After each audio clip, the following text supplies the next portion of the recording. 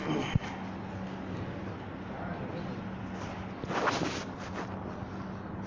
لله رب العالمين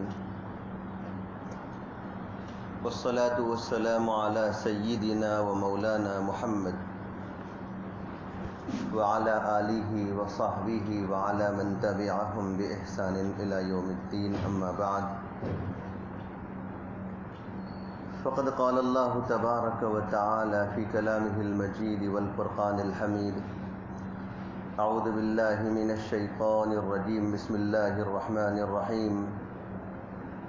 وَلَقَدْ خَلَقْنَاكُمْ ثُمَّ صَوَّرْنَاكُمْ ثُمَّ قُلْنَا لِلْمَلَائِكَةِ اسْجُدُوا لِآدَمَ فَسَجَدُوا إِلَّا إِبْلِيسَ لَمْ يَكُنْ مِنَ السَّاجِدِينَ قَالَ مَا مَنَعَكَ أَلَّا تَسْجُدَ إِذْ أَمَرْتُكَ قَالَ أَنَا خَيْرٌ مِّنْهُ خَلَقْتَنِي مِنْ نَارٍ وَخَلَقْتَهُ مِنْ طِينٍ قَالَ فَاهْبِطْ مِنْهَا فَمَا يَكُونُ لَكَ أَن تَتَكَبَّرَ فِيهَا فَاخْرُجْ إِنَّكَ مِنَ الصَّاغِرِينَ قال انظرني إلى يوم يبعثون قال إنك من المنظرين.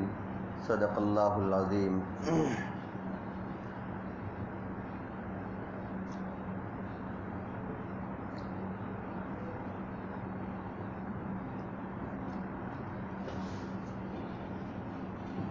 بزرگوں اور بھائیوں، قرآن مجید کی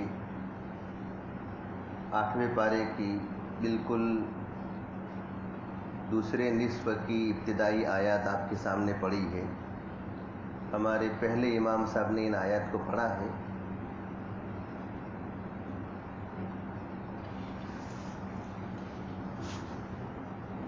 یہ سورہ اعراف ہے.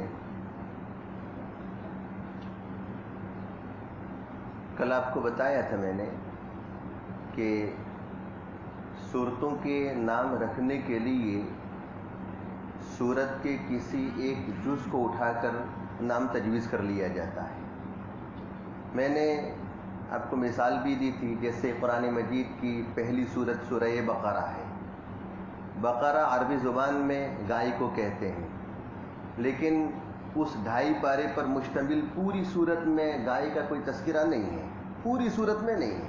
اس کی چند آیات ہے کہ ان آیات میں اللہ تبارک و تعالیٰ نے بنی اسرائیل کی ایک گائے کا تذکرہ فرمایا ہے، جو لمبا چوڑا واقعہ ہے.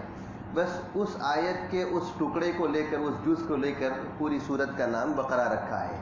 اسی طریقے سے کل آپ کو بتایا تھا میں نے کہ سورہ انعام، اس سے پہلے والی سورت سورہ انعام ہے. انعام یہ نعم کی جمع ہے. عربی زبان میں نعم حیوان کو یعنی جانور کو کہتے ہیں، چونکہ اس صورت کے اندر اللہ تبارک و تعالیٰ نے ان جانوروں کا تذکرہ فرمایا ہے جن جانوروں کا کھانا، اس کا گوشت حلال ہے، اور ان جانوروں کا تذکرہ کہ جن کا گوشت حرام ہے. پوری صورت میں اس کا تذکرہ نہیں ہے، صورت کے ایک جز میں ہے، اس لیے یہ ایک جز کو اٹھا کر پوری صورت کا نام رکھ دیا جاتا ہے. یہاں پر بھی صورت کا نام سورہ اعراف ہے. اعراف یہ جنت اور جہنم کے درمیان ایک طبقے کا نام ہے. پوری صورت میں اس طبقے کا ذکر نہیں ہے. دیکھیے، میں نے ابتدائی آیت جو آپ کے سامنے پڑھی ہے، اس میں حضرت آدم علیہ السلام کی تخلیق یعنی ان کی پیدائش، اور پھر جنت میں ان کو رکھنا، اور ابلیس کو سجدہ کرنے کا حکم دینا، شیطان کو سجدہ کرنے کا حکم دینا، اور پھر اس کا انکار کرنا، سارے فرشتوں کا سجدہ کرنا، اللہ تبارک و تعالیٰ کی طرف سے پھر ابلیس کو یعنی شیطان کو راندہ درگاہ کرنا، وہاں سے بھگا دینا. یہ پورا تذکرہ ابتدائی آیات کے اندر موجود ہے. اعراف کہہ رہا تھا کہ جنت اور جہنم کے درمیان ایک طبقے کا نام ہے. اس طبقے کو اللہ تبارک و تعالیٰ نے اعراف نام دیا ہے. کس کو رکھا جائے گا اس طبقے میں؟ اس طبقے میں دیکھیے، فیصلہ ہونے کے بعد، حساب کتاب کا فیصلہ ہونے کے بعد، ایک طبقہ تو وہ ہوگا کہ جس کے لیے جنت کا فیصلہ ہوگا تو وہ جنت میں چلے جائیں گے. ایک طبقہ وہ ہوگا کہ جس کے لیے جہنم کا فیصلہ ہوگا، ان کے لیے جہنم میں جانا ہے. لیکن ایک طبقہ وہ ہوگا کہ نہ بالکلیہ جنت کا مستحق ہے اور نہ جو ہے بالکلیہ جہنم کا. جیسے حضرات مفسرین نے لکھا ہے کہ کفار کے یعنی کافروں کے اور مشرکین کے نابالغ چھوٹے چھوٹے بچے جو नाउमरी में और नाबालिगी के ज़माने में इंतकाल कर जाते हैं तो उनको ये जन्नत में भी नहीं रखा जाएगा और जहन्नम में भी नहीं, बल्कि ये उनको उस आराफ के तबके में रखा जाएगा एक कौल के मुताबिक। और एक कौल ये भी है कि उनको जन्नत में भेजा जाएगा, लेकिन जन्नतियों के खादिम बनाकर, जन्नतियों के अहले जन्नत के खादिम बनाकर। तो बहरहाल मैं तो अर्ज़ कर रहा था कि जन्नत और जहन्नम के दरमियान एक तबका है, उस तबके में उन लोगों को रखा जाएगा। उसका जिक्र आगे आने वाला है, ग़ालिबन 90 पारे में आएगा। तो मुझे तो बस ये समझाना था कि उस जुज़ को उठाकर पूरी सूरत का नाम सूरह आराफ रख दिया है। यहाँ जो आयत मैंने पढ़ी है, इन आयत में अल्लाह तबारक व तआला ने क्या फरमाया है, वलक़द ख़लक़नाकुम सुम्मा सव्वरनाकुम सुम्मा क़ुलना लिल मलाइकति इसजुदू लिआदम फसजदू इल्ला इब्लीस लम यकुम मिनस साजिदीन। और हमने तुमको पैदा किया, फिर तुम्हारी सूरतें बनाई। अल्लाह ताला फरमाते हैं कि हमने तुमको पैदा किया, फिर तुम्हारी शक्लें और तुम्हारी सूरतें बनाई। देखिए, हज़रत उलमा ने, हज़रत मुफस्सिरीन ने और शुर्राह अहादीस ने लिखा है कि तख्लीक का लफ्ज़ ये अल्लाह ताला की ज़ात के लिए बोला जाता है। अल्लाह की ज़ात खालिक है, पैदा करने वाली ज़ात है, पैदा करने वाली ज़ात है। किसी बंदे के लिए खालिक बोलना दुरुस्त नहीं है, बंदे के लिए खालिक का लफ्ज़ बोलना दुरुस्त नहीं है। अल्लाह की ज़ात ही खालिक है। खालिक किसे कहते हैं? खालिक कहते हैं कि जो अदम से किसी चीज़ को वजूद बख्शे, यानी सिरे से कोई चीज़ नहीं थी, बिल्कुल उसका वजूद नहीं था, और अदम से जिसने जो है उसको वजूद बख्शा है, उस ज़ात को कहते हैं खालिक। जाहिर सी बात है कि आदम से वजूद बख्शने वाली ज़ात ये कौन है? अल्लाह की ज़ात है। और दुनिया में लोग जो चीज़ें बनाते हैं तो उन बनाने वालों को जो है साने कहते हैं, अरबी ज़ुबान में साने, बनाने वाला, उनको खालिक नहीं कहते हैं, इसलिए कि वो जिन चीज़ों को बनाते हैं तो उसका मटेरियल और उसकी वो चीज़ें पहले से मौजूद होती हैं। असल बनाने वाली ज़ात कौन है? अल्लाह की ज़ात है, इसलिए अल्लाह की ज़ात को खालिक कहते हैं। लेकिन बंदे ने अगर कोई चीज़ बनाई है तो उसको खालिक नहीं कह सकते, उसको तो साने कहते हैं। अरबी ज़ुबान का ये लफ्ज़ है। बहरहाल अल्लाह ताला फरमाते हैं कि हमने तुमको पैदा किया है, हमने तुमको पैदा किया और फिर तुम्हारी सूरतें बनाई। देखिए, अल्लाह की ये कुदरत है, पैदा करना यानी अदम से वजूद बख्शना, और अदम से वजूद बख्श कर फिर कायनात में जितने लोग अब तक पैदा हो चुके हैं और जितने लोग क़यामत तक पैदा होने वाले हैं, तमाम को अलग अलग जो है सूरतें अता फरमाई है। ये जितने भी यहाँ बैठे हुए हैं, समझिए, इन तमाम की शक्ल सूरत क्या है? अलग अलग है, तमाम की शक्ल सूरत अलग है। सूरत, शक्ल का अलग बनाना, ये अल्लाह की कुदरत है। अल्लाह के ख़जाने में शक्लें बेइंतहा है, बेशुमार शक्लें हैं, और क़यामत तक अल्लाह तबारक व तआला ये शक्लें बनाते रहेंगे, शक्लें देते रहेंगे। उलमा ने लिखा है कि कभी अल्लाह तबारक व तआला ने ये नहीं कहा कि भाई देखो, अब हम जो है बिल्कुल इब्तिदाई आलम से लेकर, दुनिया के पैदाइश से लेकर के अब तक तुमको शक्लें देते आए हैं, अब हमारे पास शक्लें और मॉडल का जो है ज़ख़ीरा ख़त्म हो गया है। अब ऐसा करो कि एक घर के अंदर एक बाप के वहाँ पैदा होने वाले 5 बच्चे हैं, तो 5 बच्चों को क्या करेंगे? हम एक ही शक्ल सूरत दे देंगे, एक ही शक्ल सूरत दे देंगे। कभी अल्लाह तबारक व तआला ने ये नहीं फरमाया। एक बाप के अगर 5 बच्चे हैं, 10 बच्चे हैं, तो हर एक को अल्लाह तबारक व तआला ने अलग अलग शक्ल सूरत अता फरमाई है। हत्ता कि एक गांव के अंदर, एक बड़े शहर के अंदर अगर 1 लाख की बस्ती है, 5 लाख की बस्ती है, 10 लाख की बस्ती है, तो आपको हर एक की शक्ल सूरत ये क्या होगी? अलग अलग नजर आएगी, अलग अलग नजर आएगी। ये शक्लें ये कौन दे रहा है? अल्लाह ताला। तस्वीर कौन बना रहा है? सूरतें कौन दे रहा है? अल्लाह की ज़ात दे रही है। अल्लाह की ज़ात के अलावा दूसरा जो है कोई ऐसा नहीं है, कोई ऐसी ज़ात नहीं है कि जो क्या करे, अलग अलग सूरतें बनाए। मैं इसकी मिसाल ये दिया करता हूँ कि जैसे दुनिया के अंदर एक गाड़ी होती है, दुनिया के अंदर मान लो कि मर्सिडीज़ गाड़ी है, कंपनी से मर्सिडीज़ गाड़ी निकलती है तो उसकी शक्ल सूरत जहाँ जहाँ पर मर्सिडीज़ गाड़ी पाई जाएगी, एक्सयूवी गाड़ी पाई जाएगी, और इसी तरीके से जो भी गाड़ियाँ कंपनी से निकलती है तो उसकी जितने भी اس کی عادت نکلیں گے، جتنی بھی گاڑیاں نکلے گی تمام گاڑیوں کی شکل و صورت کیا ہوگی؟ ایک ہی ہوگی، ایک ہی ہوگی۔ کچھ بات سمجھ میں آ رہی ہے؟ شکل و صورت سب کی ایک ہی ہوگی۔ اگر 50 مرسڈیز گاڑیاں اور 50 یہ ایکس یو وی گاڑیاں آپ نے لائن سے کھڑی کر دی ہے تو تمام کی شکل و صورت ایک ہی ہوگی۔ اس کمپنی کے اندر یہ طاقت نہیں ہے کہ مرسڈیز گاڑی بنائے اور اس کی یہ شکل و صورت مختلف رکھیں۔ بات سمجھ میں آ رہی؟ وہ یہ کیا ہے سمجھے، ایک ہی شکل کی بنائے گی، اور اگر ماڈل بدل گیا ہے، شکل بدل گئی ہے تو اندر کی پرزوں میں کچھ نہ کچھ فرق ہوگا۔ لیکن اللہ تبارک و تعالیٰ نے انسان کو بنایا، کائنات میں انسان کو بنایا، 50 انسانوں کو اگر ایک لائن سے کھڑا کر دیں گے تو ہے انسان، لیکن انسانوں کی 50 کی صورتیں یہ کیا ہے؟ الگ الگ ہے۔ مرسڈیز گاڑیاں لائن سے کھڑی کر دو گے، ایکس یو وی گاڑیاں لائن سے کھڑی کر دو گے تو ہر ایک کی شکل و صورت الگ الگ نہیں ہوگی، ایک ہی شکل ہوگی۔ لیکن انسانوں کو اگر ایک ساتھ کھڑا کر دو گے تو ہر ایک کی شکل و صورت کیا ہوگی؟ الگ الگ ہوگی۔ یہ اللہ کی قدرت ہے، یہ اللہ کی یہ کیا ہے سمجھے طاقت ہے کہ جس نے ایک ذات، جس نے ایک انسان کو پیدا کیا اور قیامت تک آنے والے انسانوں کو اللہ تبارک و تعالیٰ کی الگ الگ شکل و صورت دیتے رہیں گے۔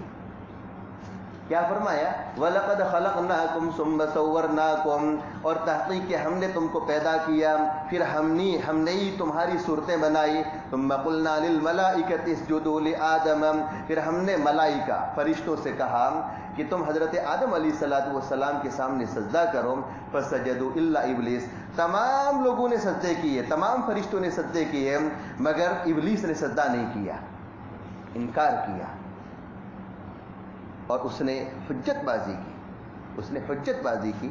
لم یکن من الساجدین، وہ سجدہ کرنے والوں میں سے نہیں بنا۔ اللہ تبارک و تعالیٰ نے اس سے پوچھا کہ بھائی ہم نے تم کو حضرت آدم علیہ السلام کے سامنے سجدہ کرنے کا حکم دیا تھا، تو تم کو جب میں نے حکم دیا تھا، میرا حکم تھا، تو حکم کے باوجود تم کو حضرت آدم کے سامنے سجدہ کرنے سے کون سی چیز نے روکا؟ تو اس نے کیا کہا کہ انا خیر منہ، آگے یہ ہے قال ما منعک الا تسجد اذ امرتک، کہ اللہ تبارک و تعالیٰ نے پوچھا کہ کون سی چیز نے تجھے منع کیا، یہ کہ تو سجدہ جو ہے نہ کرے، سجدہ نہ کرے، یا یہ کہ کون سی چیز نے تجھے منع کیا یہ کہ تو سجدہ جو ہے کرے، سجدہ کرنے سے کون سی چیز نے تجھے منع کیا ہے جبکہ میں نے تجھے حکم دیا تھا؟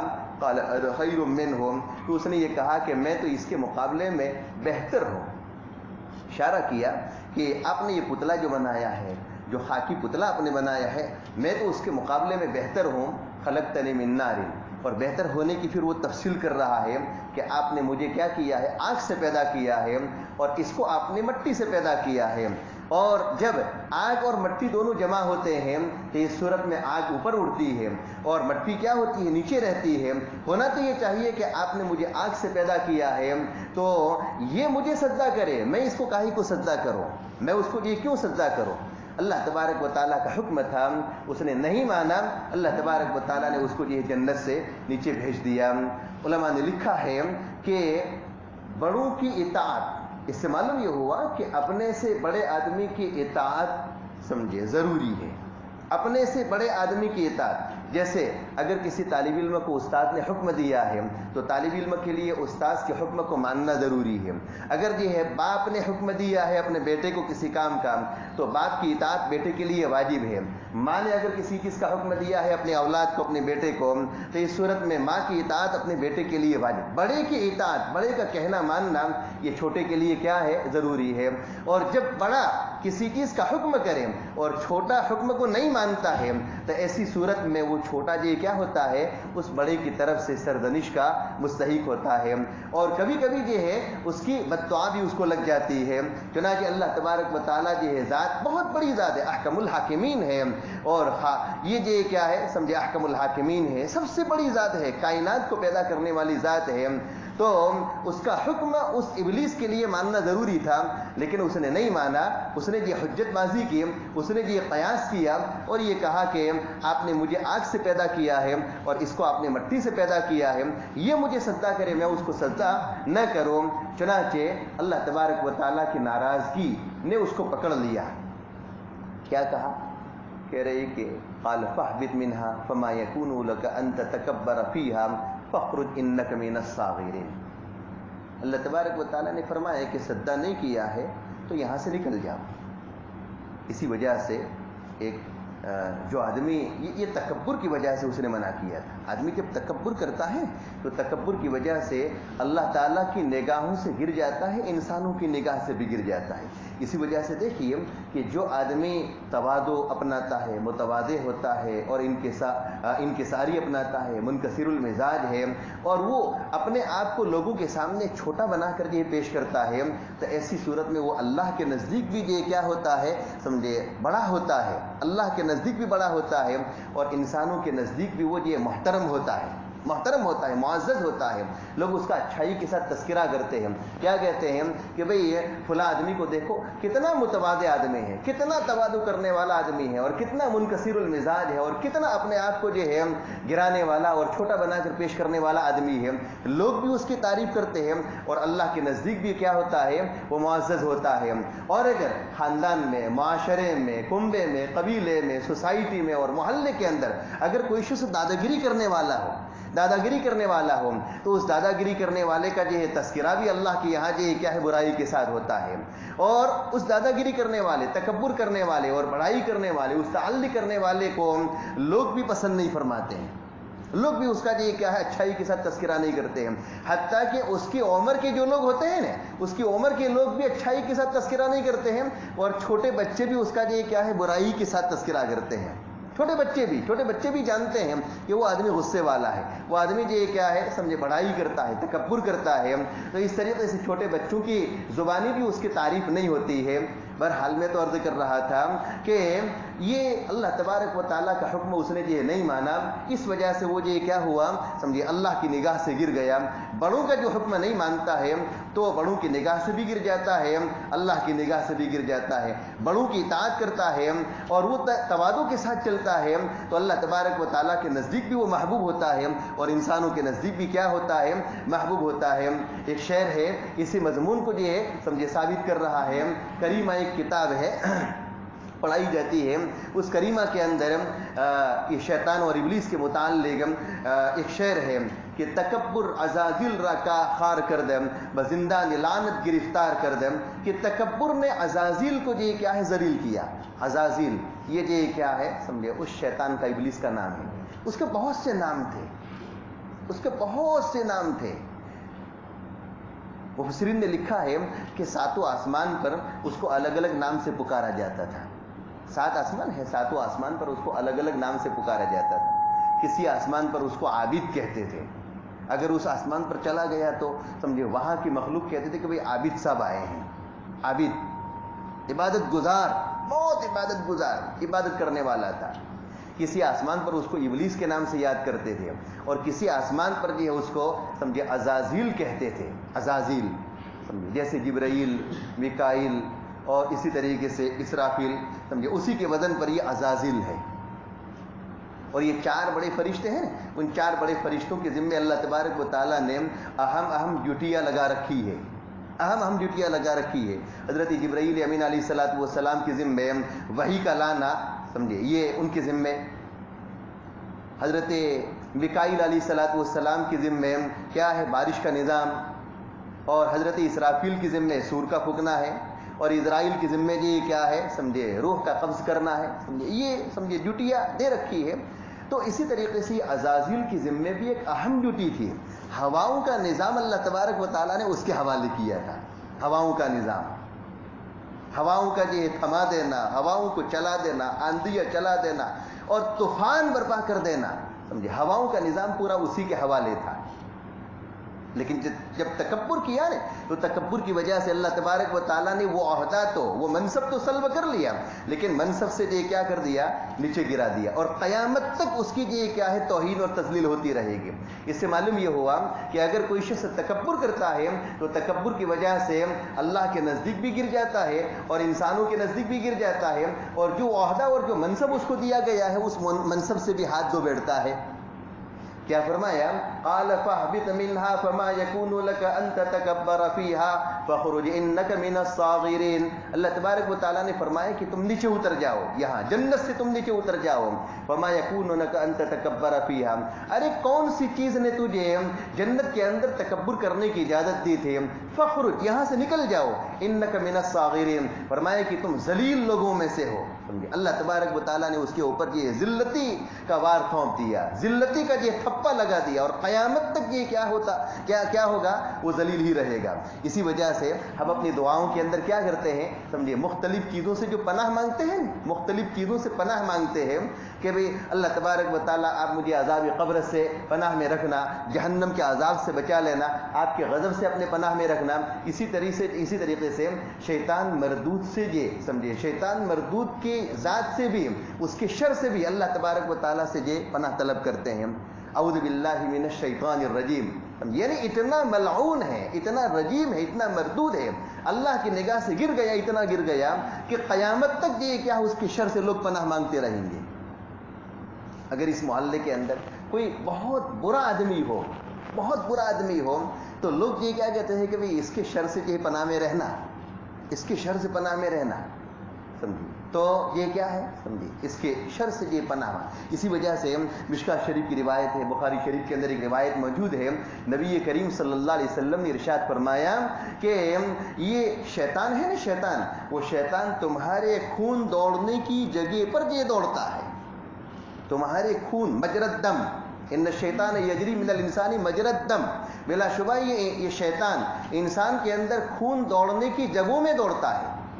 खून दौड़ने की जगह क्या है, रगें हैं, नस, रग, उसके अंदर दौड़ता है, और तरह तरह के वसाविस क्या करता है, पैदा करता है।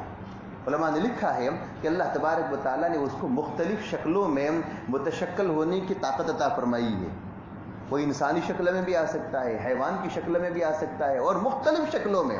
तो मुख्तलिफ शक्ल में मुतशक्किल होकर अगर वो हमारे खून के अंदर जो है दौड़ने लगे और तरह तरह के वसाविस पैदा करें, तो ये कोई बाईद नहीं है। अल्लाह के रसूल सल्लल्लाहु अलैहि वसल्लम ने फरमाया, बहरहाल फखरुज इन्नक मिनस्सागिरीन, फरमाया कि ये तुम यहाँ से निकल जाओ, बिलाशुबा ये क्या है, समझिए, तुम जलील लोगों में से हो। क़ाल अंज़िरनी इला यौमि युबअसून, तो उसने कहा कि परवरदिगार आलम, आप मुझे दोबारा उठाए जाने तक मोहलत दे देना, आप मुझे मोहलत देना उस दिन तक जिस दिन ये आप सारी कायनात को और सारे लोगों को दोबारा उठाएंगे।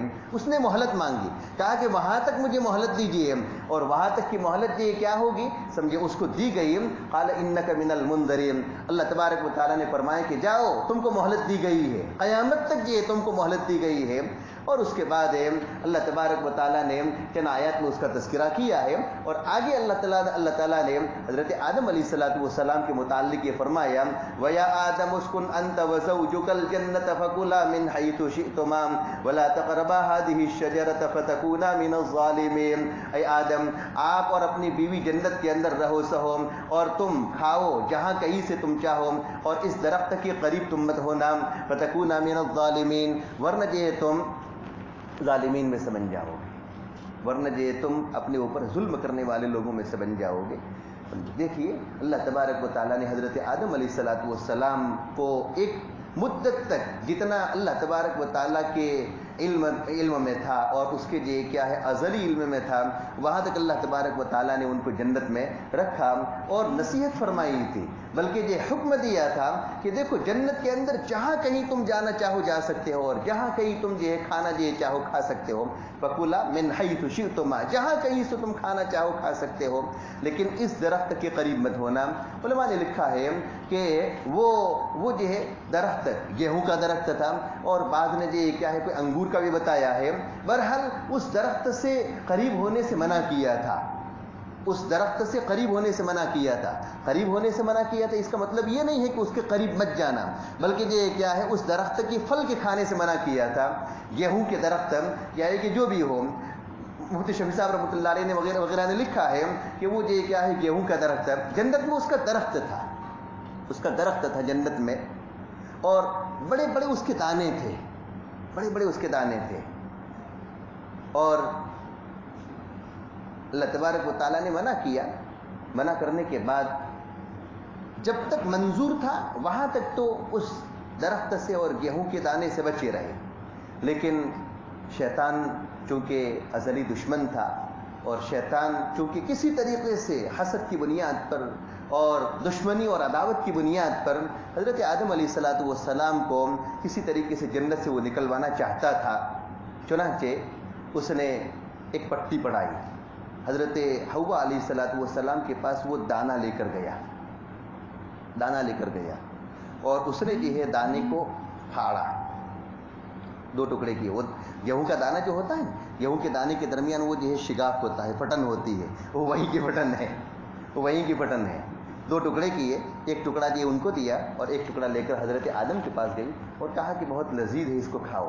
हज़रत आदम अलैहिस्सलाम ने मना फरमाया कि नहीं, अल्लाह तबारक व तआला ने मना किया है, मैं नहीं खा सकता हूँ।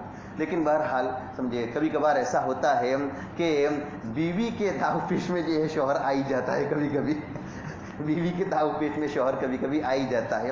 ये तो तकवीनी निज़ाम था, समझे। ये नहीं है कि हज़रत आदम अलैहिस्सलातु वस्सलाम हज़रत हव्वा के दाव में आ गए, वो तकवीनी निज़ाम था, अल्लाह तबारक व तआला का पहले ही से फैसला था, वो समझे, उस फैसले के तहत ये हुआ है। ये तो मैंने जो एक मिजाहिया तौर पर ये कहा है। तो बहरहाल हज़रत आदम अलैहिस्सलातु वस्सलाम ने वो दाना खा लिया।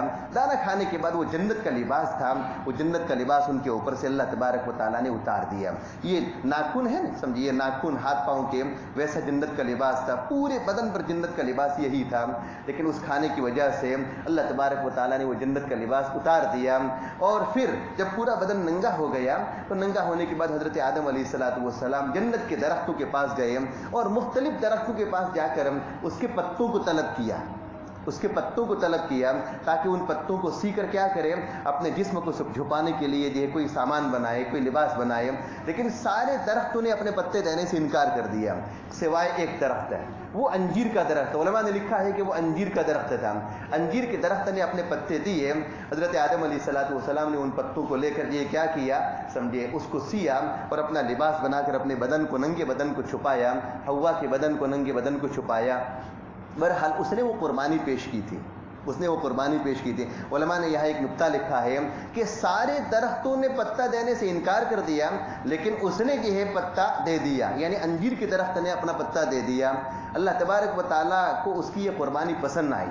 चुनांचे क़यामत तक के लिए उसकी उस कुर्बानी के अमल को अल्लाह तबारक व तआला ने जो है लोगों के सामने ज़ाहिर फरमाया कि जब कोई पौधा हम उगाते हैं, कोई दरख्त उगाते हैं, तो वो बड़ा होता रहता है, यहाँ तक कि सबसे पहले उसके ऊपर ये क्या होते हैं, पत्ते आते हैं और फल बाद में आते हैं और पत्ते जो क्या होते हैं, पहले आते हैं। दरख्त की ये पत्तों से जीनत होती है, तो ये दरख्त जो पहले अपनी जीनत का सामान तैयार करता है और लोगों के लिए फायदे की चीज जो होती है ना, फल, वो फल बाद में पेश करता है। लेकिन अंजीर का दरख्त वो होता है कि उसके ऊपर फल पहले आता है और पत्ते बाद में आते हैं। अल्लाह तबारक व तआला को वो कुर्बानी पसंद आई, इसलिए उस कुर्बानी की वजह से लोगों के लिए नफ़ा पहुंचाने वाली चीज़ जो होती है वो पहले उसको दी और उसके बाद जो उसके पत्ते आते हैं। बहरहाल समझे, इससे मालूम ये हुआ कि हमें अपने आप को जो कुर्बानी पेश करने वाला जो है बनाना चाहिए। इसार और कुर्बानी अल्लाह तबारक व तआला को बहुत पसंद है। बहरहाल ये समझे टूटे फूटे चंद मज़ामीन आपके सामने जिक्र किए हैं। अल्लाह तबारक व तआला इन मज़ामीन को समझने की और इन पर अमल करने की तौफ़ीक़ अता फरमाए। व आखिरु दावाना अल्हम्दुलिल्लाहि रब्बिल आलमीन।